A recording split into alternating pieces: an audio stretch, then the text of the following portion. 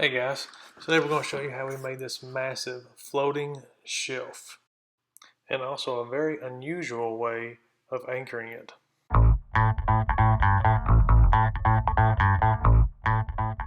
The first step was to run it through the planer because the boards had a cup in them.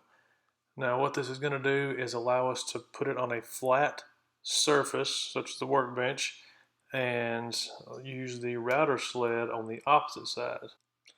Now we're not looking to flatten it completely on this side, we just want just enough to where it will sit flat on the corners. This will also give us just a little bit of an idea of what the wood is actually going to look like. Here we just took it over to the saw and we're going to cut it down to a more manageable size.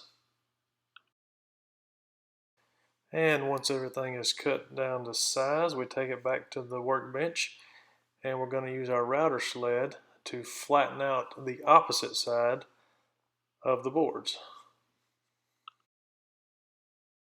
And once we got one side nice and flat, we flipped them over and ran them through the planer again. This is going to get both sides to where they are flat. And once we got both sides nice and flat, we took them back to the bench and ran the track saw along one side of them. And as you can see here, we had just a little bit of a hiccup with the tracks not aligning just right. So we decided to check it. And the way we checked it is just tapping a nail on one side and stretch a string across. Now the nail is going to let it stick real tight up against that one side while you stretch it across, and if you pull it real tight, you'll be able to see any dips or deviations that you have in the wood. And as you can tell, we did have some. So we decided to try to fix it by running it through the joiner. And as you can tell, the joiner just wasn't quite big enough and it decided to run away with us. But after several attempts, we were able to get it looking pretty good.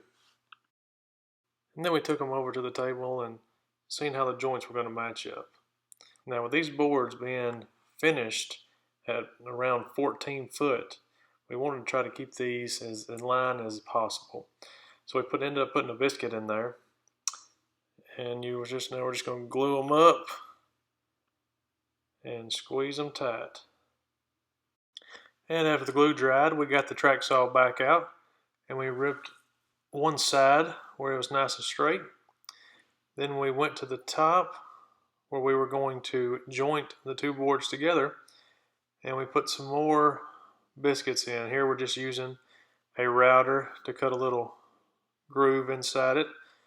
Now this is not going to add any strength to it, but it will help us when we go to slide them together so they line up and everything fits just the way it's supposed to. Once we got all those cut in, it was time to throw some glue to it and get ready to put it together.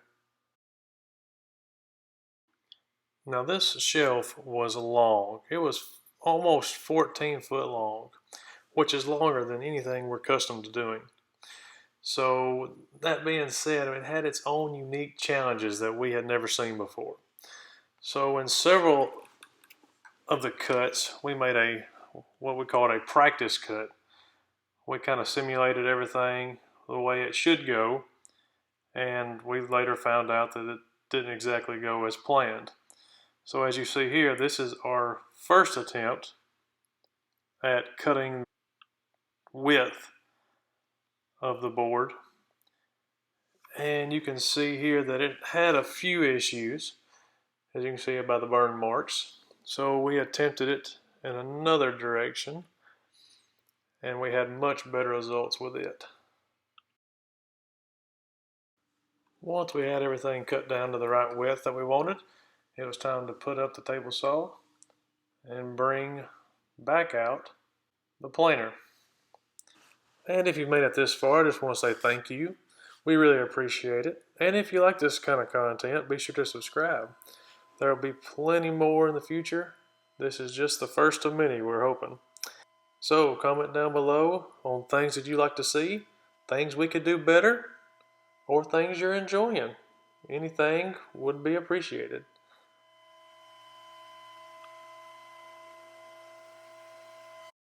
After a few passes in the planer, this is what we were left with. everything was looking pretty good at this point. So it was time to get our final length.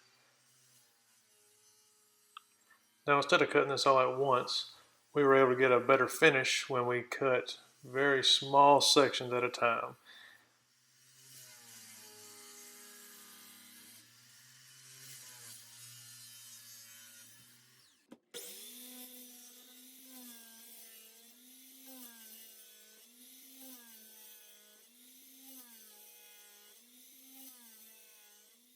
Once we had everything cut the way we wanted it, down to the right dimensions, it was time to take it and sand it all down.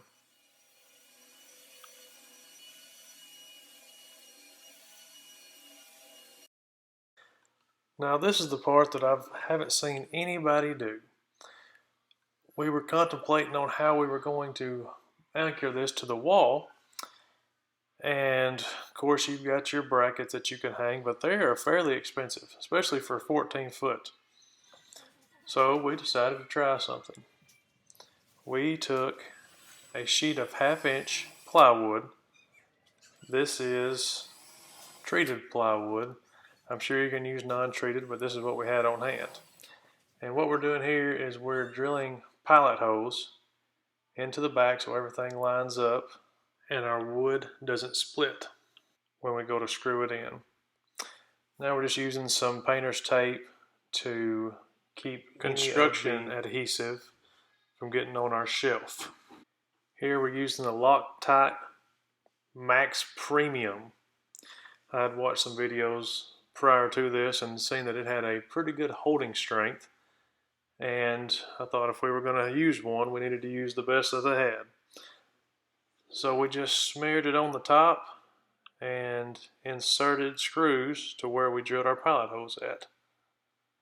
And we made sure everything had a nice bonding by using a hammer and just kind of tapping it along, make sure everything was seated just right.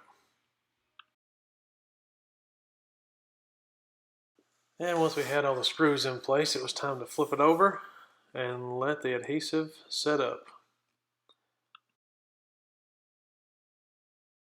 And the next day we came back, pulled the tape off, and this is what we looked like. Everything was holding like we thought it would. And next we were ready to finish it.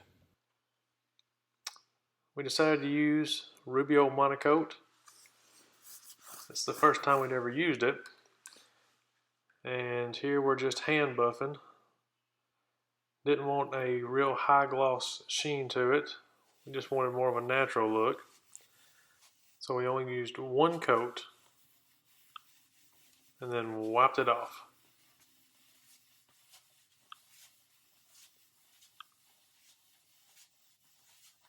Once we finished the bottom side, we flipped it over and we started on the top side. Once the top side was finished, we let it set in the shop for about a week, and then we installed it. We started out by putting 2 screws in the corner and then leveling it. And once we got it level, it was just a matter of throwing the rest of the screws to it. We made sure we hit every stud with at least 2 screws. And then we put some HardieBacker up, did some electrical work, put in the lights, and put up the tile. And there she is, the finished product.